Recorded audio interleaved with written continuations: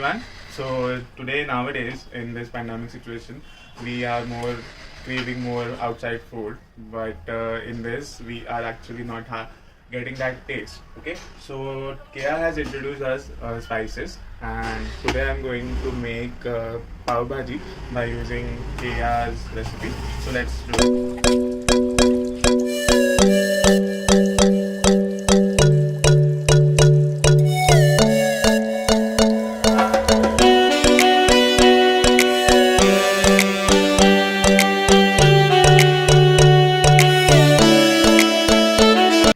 So here is my pav bhaji is ready. So let's try.